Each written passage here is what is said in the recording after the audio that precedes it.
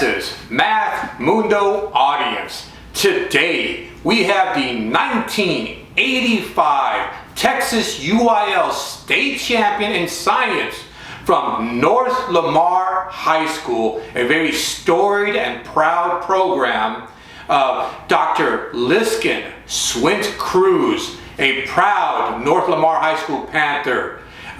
Dr. Liskin Swint-Kruse, right ahead, 1985 state science champion.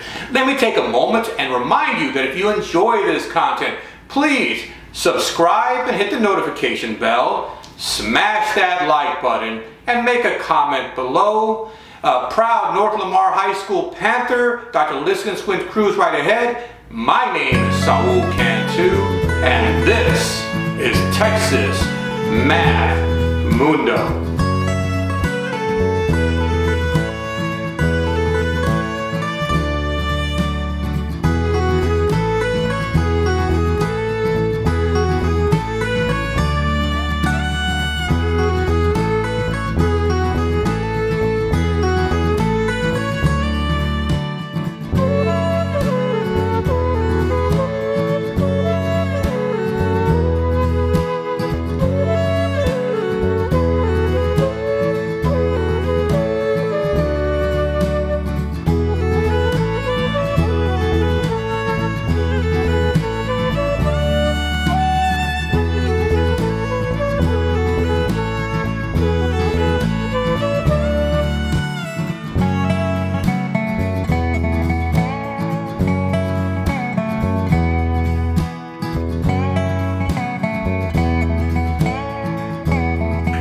Texas Math Mundo audience, we have with us today the 1985 Texas UIL state champion in science, Dr. Liskin Swint-Kruse from North Lamar High School, just outside of Paris in Powderly, Texas. Welcome, Dr. Liskin.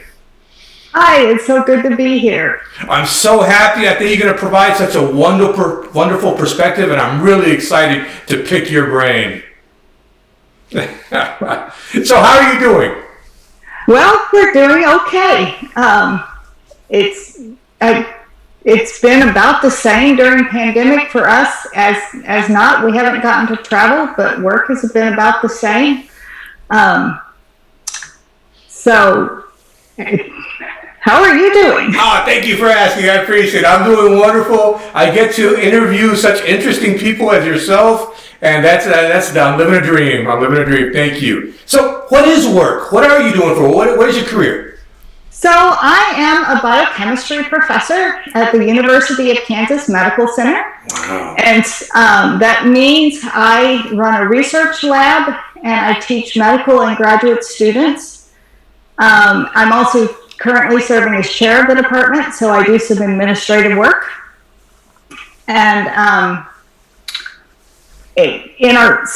probably the bulk of what I think about is my research. And we do research related to protein evolution, which everybody is now learning firsthand about because the COVID-19 virus is evolving, and also some about how bacteria respond to their environment. Wow, that sounds so fascinating, so interesting. Wow, what a meaningful career. Well, I have a lot of fun with it. Oh man, that sounds very, very interesting. So when you're not working, and I'm sure that it consumes you quite a bit, but when you're not working, what sort of hobbies and interests do you engage in? So, it's actually important to have hobbies that balance this out. So science especially research is very, very slow. Everybody needs to know that science takes a long time, like years to decades. So I like to have creative hobbies that are short, and so that I can see, I'm working on something and I get done. So I like to do a lot of small knitting projects or small quilting projects. I also like to do a lot of cooking. And then I also have a lot of interest with the science-faith intersection and do a lot of that with the elementary age kids at my church. Oh, wow. Knitting, cooking, they sound therapeutic. Yes, they kind of are. They've been really good hobbies. And like I said, it's good that you have, I usually choose small projects. So a knitting project that might get done in about 10 hours, spread out over a couple of days or weeks. But that offsets the science progress, which takes a couple of decades. Yes. Wow, that sounds like a very interesting, enjoyable. You don't happen to have any samples near you, do you? Have any what? Samples near you, do you? Oh, yeah, I do. You want to show us? Awesome. Yes. Awesome. So during the pandemic, I really got into knitting, and I got into knitting Christmas stockings. Oh, it's kind of like, I can see it barely. Oh, awesome. Wow. That's a nice Christmas stocking. That would really decorate the mantle. Yes. So I knit a whole bunch of those for family. Excuse me just a minute. There we go. No problem. Sorry to go off screen for a bit. So yes, I had a lot of fun with those during the pandemic shutdown. Oh, looks awesome. Can you imagine that adorning the mantle? It'd be so beautiful. So beautiful. Awesome. So, Dr. Liskin, where are you from, born and raised, and what is your cultural heritage? Well, I was actually born in Connecticut, but by age 2, we moved back to Paris, Texas, where my dad was born and raised. And so I grew up there. And I guess that's my cultural heritage, is Northeast Texas. My mother was also from Texas. She grew up in Austin, Texas. Okay, wow, all right, Texan. Yeah. Awesome. So, when did you realize that you had a talent for mathematics, science? Probably not till I started UIL. So I got started in elementary school. I did UIL, but I did ready writing because I just loved to read, and I read all the time. And then in junior high, my dad actually pushed me. Actually, he said, if you try it, I'll pay you. So I tried number sense in 8th grade and did all right at it. So I went ahead and signed up in high school for number sense. And the number sense coach had me go sign up for science and calculator, and it sort of took off from there. Hey, so that's a good dad, man. He knows the incentive, and look at the track he sent you on. Dr. Liskin. Yes. Wow. State champion. Awesome. So that was your introduction, elementary school ready writing, and then like 8th grade you got into number sense, and that was your introduction to competitive mathematics? Yes. Okay, wow. So I was going to ask you, who inspired you? I'm sure your dad did, but who inspired you and shaped your value system? Well, so both of my parents were very involved with that. My mother also had a background in science, and she had done International Science Fair as a high school student, so I knew that. We interacted a lot with our high school coaches. So my coaches were Ms. Trudy Hilliard for science, and Dr. Joyce Schaefer for number sense, and Dr. Tommy Eads for calculator. So we spent a lot of time with them, and they didn't just influence math and science. They also, we really got to know them. They influenced our values. My other family members, my grandparents, all strongly encouraged math and science. We had a lot of friends in the community, family friends. Awesome. It was a big network of people. Wow. So there was a big support network and a very supporting school and academic environment growing up in Powerly in Paris, Texas. Yes. So the school was, looking back now as an adult, especially as a parent, I'm just amazed at what the school did. Wow. And particularly the coaches. Wow. Can you describe Paris or Powerly or North Lamar High School in the 80s? And that community in the 80s? Well, so what I mostly remember is it was busy. We stayed so that one of the questions that you had asked us to think about was a team or individual, and it was very much team. It was a very strong team. Really? And we met together during lunches as teams and had some practices, and then every day after, there was something every day after school, Monday through Thursday. So Monday was usually club days, and then each of the 3 events each met one day after school for practice. So we were at school till 5 o'clock every day doing something. Wow, I love that.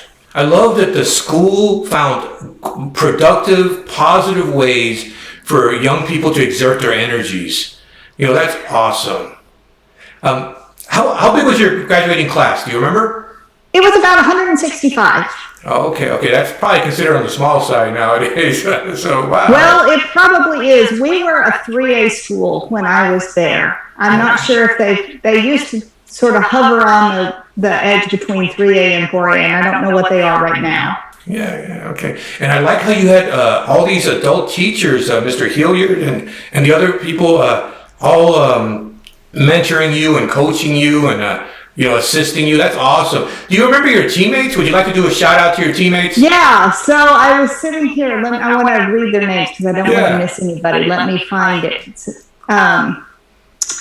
And I don't remember everybody's, but there was Rob and Lauren and Todd, Christy and Dan, Rodney, Adam, Barrett, and Aaron. Christy was and still is a very good friend of mine. We were best friends starting in 2nd grade. She's now a coach at the same high school. But she's a debate coach, and they have a very winning team. And Erin is my sister. Oh, wow. So you had a nice, good, cohesive group there. Yes, we did. Awesome. It must have been so much fun. Yeah, it was a lot of fun. So we would meet after school, but we also went to a lot of tournaments. And so every Saturday on the bus, and it was kind of a party atmosphere on the bus. Oh, yes. So I know what you're talking. I've been a coach for 20 years, and the whole experience, the getting on the bus, having breakfast, competing together, it really brings you close. It brings you close. And can you do me one more favor? Can you mention those teachers again? I really want to make sure that their names get mentioned. The ones that right. So Mrs. Trudy Hilliard, Dr. Joyce Schaefer, and Dr. Tommy Eads. Awesome. Because it takes the adults to organize it, to care enough, to inspire the troops, to do all the paperwork for field trips. It's a lot of work, so I'm very happy, and I hope this shout out reaches some of them at least. So that's awesome. I was going to say, so the team was cohesive. You all practice a lot. Did you personally practice a lot? What was your practice regimen? Most of our practice was with the team, I would say, because, we were at school from 8 to 5, pretty much, or I guess school started at 8:30. Mm-hmm. And then by the time I'd get home, we'd have supper, and then I usually just did homework. I didn't practice a lot more on math science, but of course it all kind of integrates and supports each other. Sure. And I must have practiced some in the summer to keep up, although I don't remember doing a lot. So a lot of it was team practice. Oh, wow. And we would usually take a practice exam and then go over together anything that we were stuck on. Wow. And the science, we did some basic science discussion of things.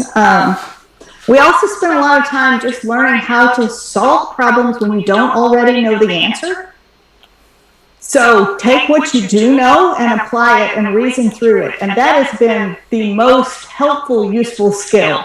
Wow. Just critical in science, research science like I do now. You never know the answer. You have to figure out the answer. And so that set that foundation. Oh, wow. And you said you were part of the calculator team too, right? Yes. Do you remember which calculator you used in those days?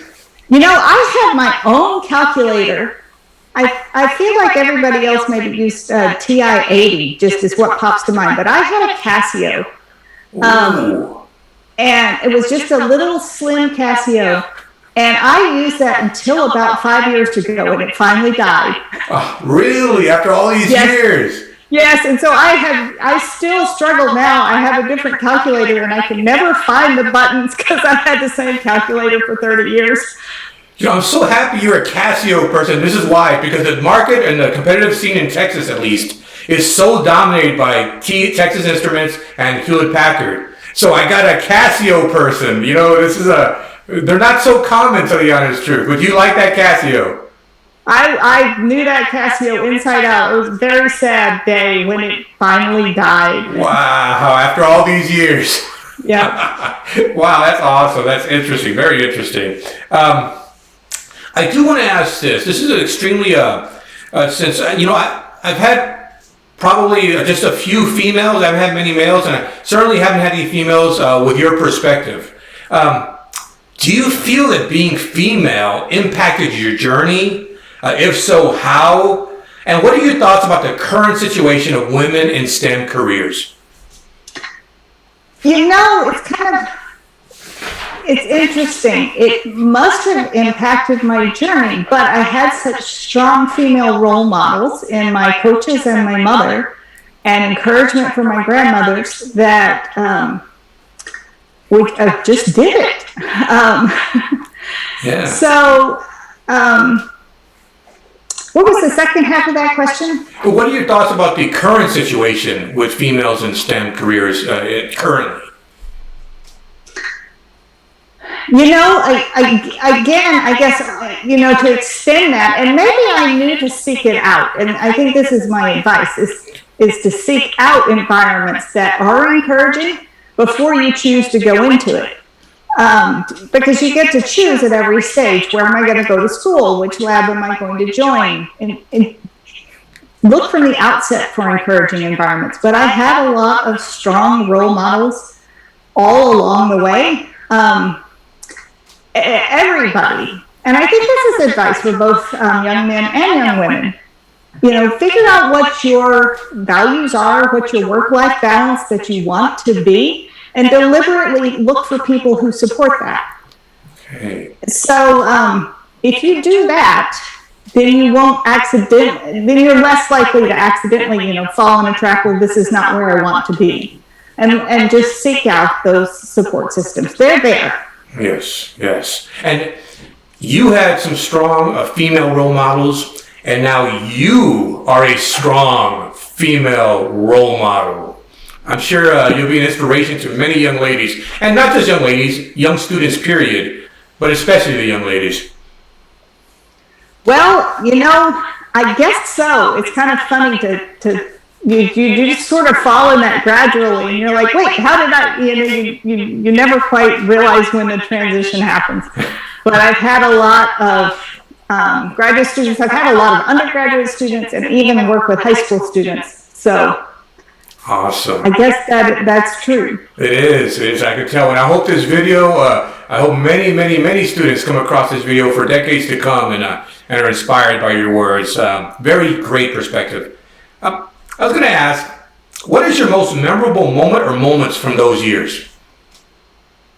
When I think back just thinking back, all right, UIL, the sort of gut things that come back were in the lunchroom or in the classroom during lunch, hanging out, kind of goofing around sometimes, on the bus rides, so the community times, the San Antonio meet. Did they still have the big San Antonio meet every March? They do. It's so awesome. That was the big highlight of the year, every year. That was just so much fun. That TMSCA, Texas Math and Science Coaches Association tournament, it's such a highlight still today. Students look forward to that meet, and that organization does so much good. Awesome. Yeah. I'm glad you mentioned that. That was always it was, not everybody got to go to that meet. All the other practice meets, pretty much anybody could go, but to get to go to the San Antonio meet, that's what everybody strived for, and it was just always such a fun trip. Absolutely, because oftentimes it's an overnight trip. There's funding, There's funding that has to be done. There's paperwork, overnight field trip paperwork. So I know, because I've been involved in that for years, so I know it's a real effort. So when a school has adults that will go out of the way to make sure that happens, it's so special. It's so special, What I'm saying? And look, years later, you remember that as one of your highlights. That's so awesome. So, number one, state champion in science. Now, how does that feel to be a state champion? Well, I haven't thought about this in too many years, but it was a really good feeling. And it probably sort of set, how my confidence going forward into a variety of things school and labs that I tried, and it was a lot of fun. Awesome. I do want to tell you a funny story. Please. That was my junior year of high school. My senior year of high school, I got senioritis. And I didn't read and keep up with the Scientific American articles, so I came in second my senior year of high school. Really? So, senioritis hit in pretty badly. So keep reading when you've got to read those science articles, and that's something that even now in my career, you have to keep up with the literature. There was a reason that was part of it. And really, still, second is nothing to scoff at for a whole state, No, I don't scoff at it. And at the time, I sort of peaked at the San Antonio meet my senior year, and then the senioritis hit really badly. But I could even tell you the 1 or 2 questions on the exam, and that's how much I lost by, and I knew I didn't know it, and they were the Scientific American articles. Really? Yeah. Wow. All these years later, that's funny. That's all, what an interesting story. That's an interesting tidbit right there. Wow. That's really, but still, nobody can take away the fact that you are a state champion. Yes. Awesome. So awesome. Where do you keep that gold medal? Well, I went to look for it. We have a family room where I have, we have sort of all of our family memorabilia. One of the things when we moved in this house, my parents were cleaning out their house, and they brought all the trophies from all the tournaments. So we have all those there. But I have my state medal in that room, and I found it. Oh, there it is. Yeah. Awesome. I'm so happy you displayed it. Oh, that's so awesome. That's bragging rights. You can point to that forever now. Well, now that I've gone and found them in the room, I thought, well, maybe I'll go take them and hang them in my office. Yeah, absolutely. No, absolutely. What a unique distinction, Dr. Liskin. What a unique distinction to be the state champion. I would certainly display it prominently, and I'm sure you'll get some questions. And what an interesting story to share. Yeah. Well, and yet Kansas doesn't have anything like the UIL. I don't think I've seen any state that does have anything like the academic UIL that Texas has. It's really a unique program. Absolutely, I agree. What a beautiful Texas tradition, encouraging kids. And when we all excel through competition, we all win. So yes, you're right. Texas is very special about that. You know what I'm saying? So I'm glad you mentioned that. I think we're very lucky. The students in Texas are very lucky to have such an organization. And I love seeing that gold medal. I'm so happy you showed it. That's awesome, Dr. Liskin. That's awesome. So where did you go to college, and what degrees did you earn? So I went to Baylor University for my undergraduate, and that was all paid for by being a state champion. Wow, I love it. And so I majored in chemistry there, but I did an emphasis in biochemistry because there wasn't a biochemistry major at the time. Biochemistry still was new-ish in terms of science. And then from there, I went to the University of Iowa in Iowa City, and I got a PhD in biochemistry. Wow. And then I did what's called a postdoctoral position. So it's sort of like doing a residency after medical school, where you go work in a research lab some more. And for that, I actually had a pretty unique opportunity in Houston, Texas, at Rice University and the University of Houston. They had an interdisciplinary region-wide training grant in computational biology. And so I was in a lab at Rice and the University of Houston, and then I stayed at Rice for a while longer. We had young kids, and that was a good place to balance small children and career. And so after staying there for a while, then I took an assistant professor position at the university, where I am now, at the University of Kansas Medical Center. So I tell people I've just ping-ponged up and down the middle of the country. Science career usually has you moving some, but a lot of people think of science only on the East and West Coast, and that doesn't have to be. There's a lot here in the middle of the country and in Texas as well. Agreed. I'm so happy you said that. And Wow, what a fascinating journey and path you've taken. Wow, awesome. Do you feel that your UIL experience might have helped you through your college and career? Absolutely. So I was comfortable not knowing. You learn how to learn things out of sequence. You learn how to just take tests and not be stressed out about tests. You learn how to problem solve on your own, and you learn how to teach yourself. And you've just had that many more hours of math and science before you head to college. Yes, it was huge. There were things that I just was already comfortable with that other people hadn't had experience with before. Awesome. Not to mention the confidence boost you got by being state champion. Well, that helps a lot. Yes, it does. Absolutely. Wow. So, do you ever make it back to North Lamar High School area, Powderly or Paris, Texas? Do you ever make it, or is that part of your distant past? Well, my parents still live there. Oh, okay, wow. So, yes, and as I just said, my best friend from second grade up is still a teacher there. She and her husband are teachers there. He was actually a very, very young teacher when we were there. And my mother sends news back, here's what's happened. And I'm still in touch with Mrs. Hilliard and Dr. Schaefer. And Dr. Eads unfortunately passed away fairly young, although my mother still knows his wife, and I still get news of his family. Oh, wow. So, yes, they're still connecting.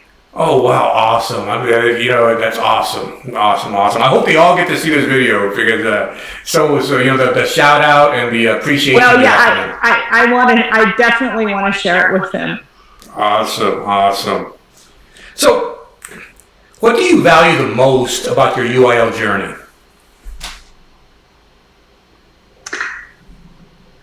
Well, it's such a probably big part of who I am. It's hard to say who I'd be without it. Scientifically, just learning to problem solve was so critical. That's probably the skill that came away the most. Or that sticks with you the most and has the most influence. Awesome. Problem solving. Wow. Mm-hmm. Yeah, awesome. So you said earlier that young students should find a supportive environment. You know what I'm saying? But I hope this video is out for decades and decades, and I hope. And what advice would you give for any young student who comes across this video, this interview? Well, and I think it's be deliberate. So be deliberate and be flexible at the same time. So you need to hold both of those.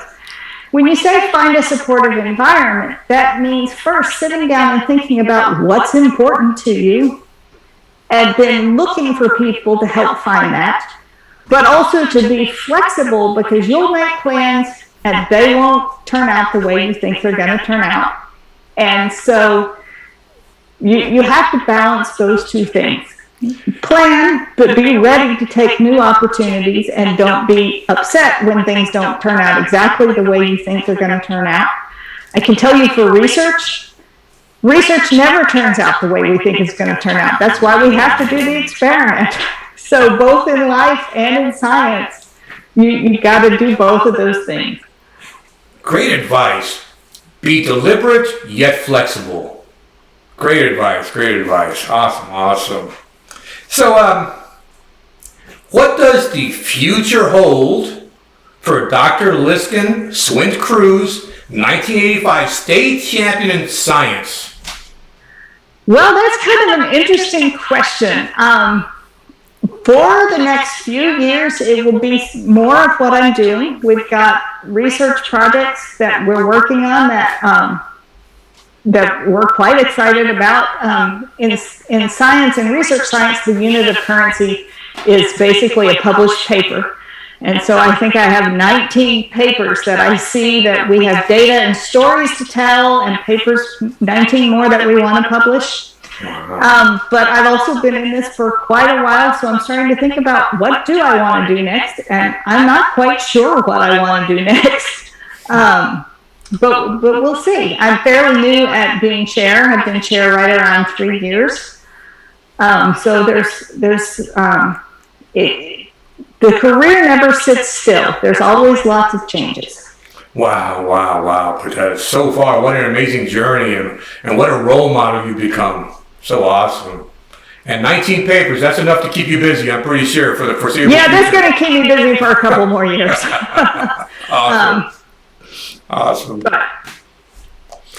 So, do you have any parting words or final thoughts as we conclude this interview? Well, I think I'd encourage everyone, just try it. See how you like it. Anything you learn from it is going to be useful. So just give it a shot. Absolutely. Give it a shot. Go out there and give it a go. That's great advice. Great parting thought. I appreciate that. Dr. Liskin Swint-Kruse, I want to say I appreciate you so very much for this interview. You provide a very unique perspective, a very thoughtful perspective, with some distance between your state championship and now, and a career path that you've gone through. So you really provide a very informed, mature, unique perspective. I just want to say I appreciate you so much. Well, thank you. I think this is a really fun project that you're doing, and I've gotten to see some of your interviews. I'm looking forward to going and seeing some of the others. Oh, absolutely. I appreciate that. Best of luck. I hope you continue to be an inspiration, because I know you're an inspiration. And thank you so much. Thank you. Farewell. Bye-bye. Wow, what an entertaining conversation. What an enlightening conversation. Dr. Liskin Swint-Kruse, a proud North Lamar High School Panther from Paris, Powderly, Texas area. I really enjoyed her perspective. And if you enjoy this content, please hit the subscription button and the notification bell. Take a moment and smash that like button and leave a comment below. I really have many great plans for this channel. I hope you enjoyed it. I appreciate you. My name is Saul Cantu, and this is Texas Math Mundo. Farewell.